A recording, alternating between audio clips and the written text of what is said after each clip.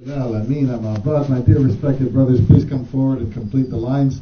Unless you have a physical disability, the khutbah is part of the salah, so you can't pray with broken lines, so you can't listen to the khutbah with broken lines. We thank the Almighty Allah who has gathered and guided us here to develop the deepest wisdom that is available to any man, and that is the wisdom to put our forehead on the ground in such that to Allah subhanahu wa ta'ala and Allah subhanahu wa ta'ala alone I bear witness and testify, if it is my last permitted act, that there is no one worthy of our worship except Allah subhanahu wa ta'ala. No one worthy of our prayers except Allah subhanahu wa ta'ala. No one worthy of our devotion except Allah subhanahu wa ta'ala. I further bear witness and testify, 1400 years ago, a man, a human being, named Muhammad ibn Abdullah, came to this earth and was blessed with the last, final, perfected revelation of Allah subhanahu wa ta'ala, which we know today as the Holy Quran. There was no deviation, no distortion, no departure from the truth in this book. As to what follows,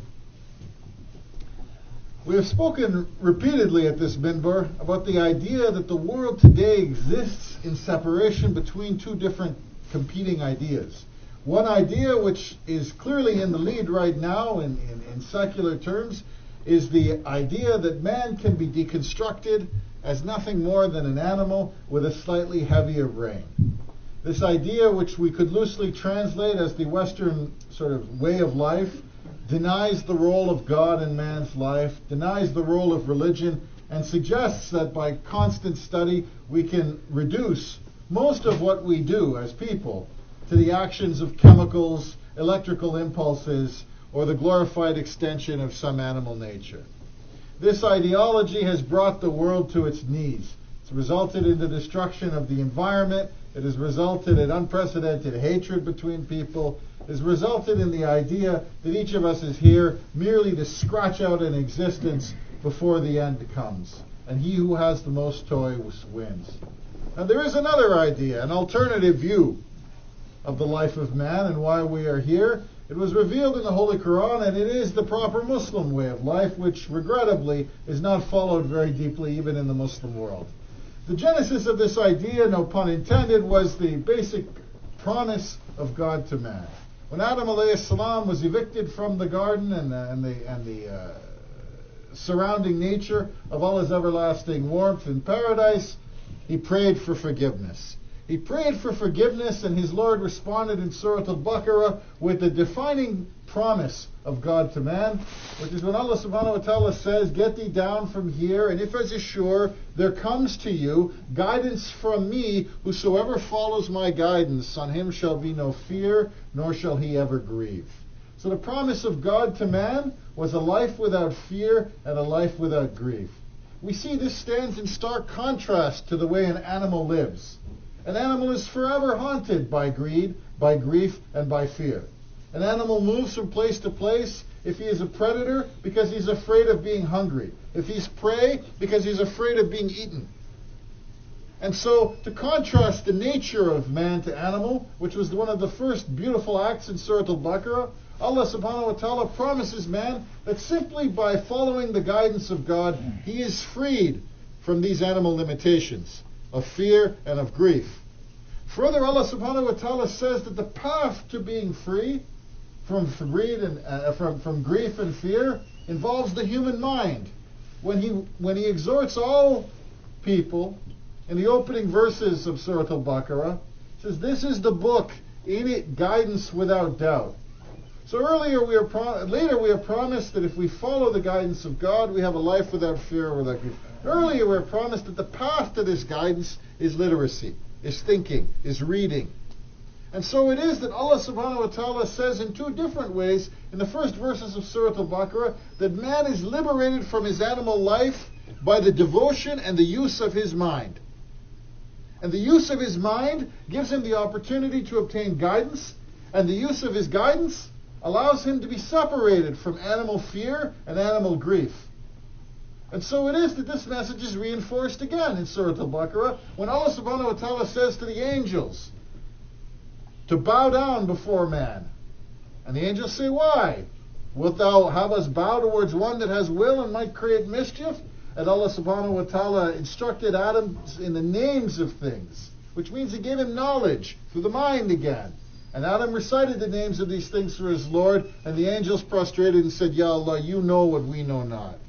So in two different ways, Allah subhanahu wa ta'ala promises man a life above that of an animal. He promises that life through the mind that obtains guidance, through the mind that wills the body to submission, through the mind that is able to take a man away from a life of fear and a life of grief. And yet among the Muslim people today, we see we are surrounded by fear and grief, and this is because we have departed from the one true path of God. We've departed from this and we have lost our sense of mission, because we don't even understand what our mission is. Our mission is to stand in stark relief to those people who believe that we are simply animals with a brain. And those people would say, but if you had no grief, if you had no fear, if you had no greed, why would you be alive? And Allah subhanahu wa ta'ala promises a different answer. An entirely different answer, an entirely different reason to be alive, other than just to survive. And that is to give glory to the one who made us. To give glory in our actions, to give glory in our words, to give glory in the way that we treat each other. For we believe that we are a special people in the sense that we give honor to God by giving honor to our fellow man. And so the subject of today's khutbah, when many people come to me and say, what is it the Muslim world should do to be different? And they say, look at the Japanese, look at the Koreans, look at the Chinese, look at all these different societies who, in the 1950s, for example, were in the same place as most of the Muslim world was. And now they make TVs, they make cell phones, they make cars, and the standard of living of these people has improved. What should the Muslim world make? And I've spoken repeatedly that all of those things that we see our other fellow Asian brothers doing, subhanAllah, we should do them too. But there is a first step, a first product, a first thing that we must make before we could make any of those things. The subject of a Muslim's life, the purpose of this mosque, the purpose of your life here in Canada is very simple. You are here making a product, although you didn't know it.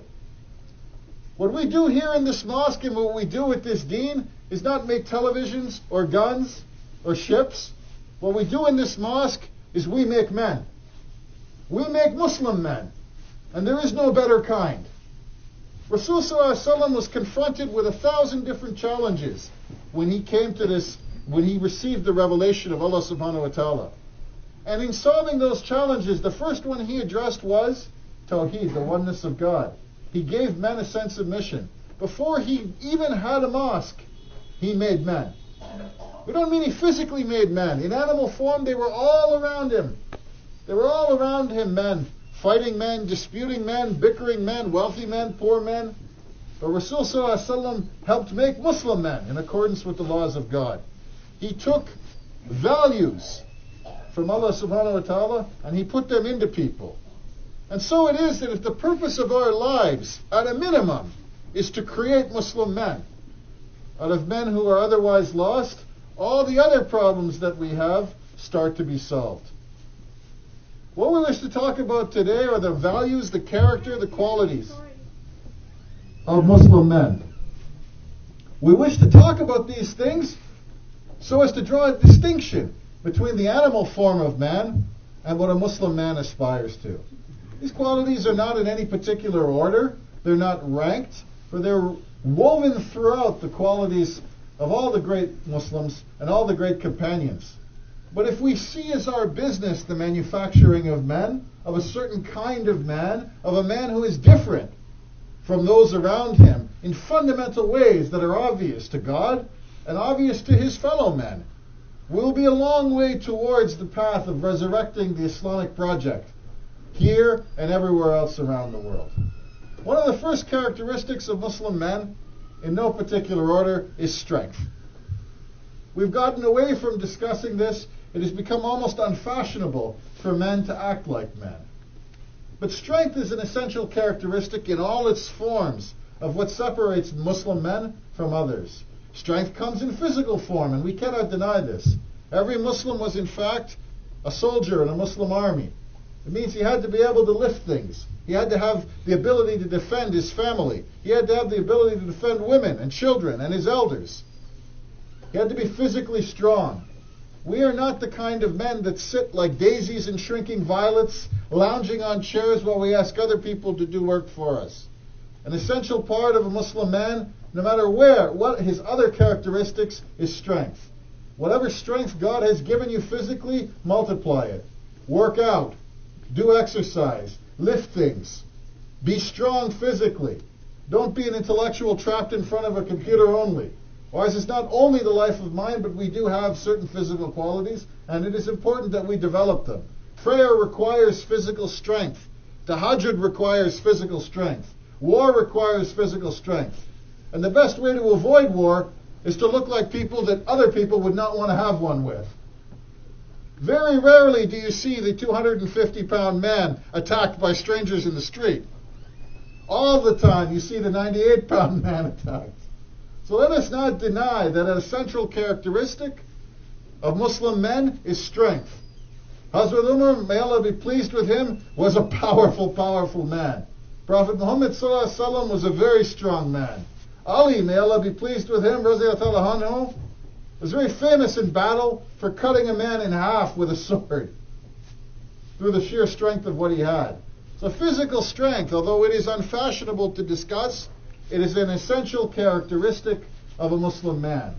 Don't neglect this aspect of who you are. Don't neglect how much of a role this plays in the respect with which you are treated by all people. But a second part of strength is mental strength. We know this in various forms. One of the words we use is sabr, is the ability to take the ups and downs of life and to be able to take them with a sense of calm, not like an animal, with a sense of detachment, with a sense of understanding that this entire life is a little bit like a game. And the winners and losers will be judged by Allah subhanahu wa ta'ala. At some point, you will be up. Other points, you will be down.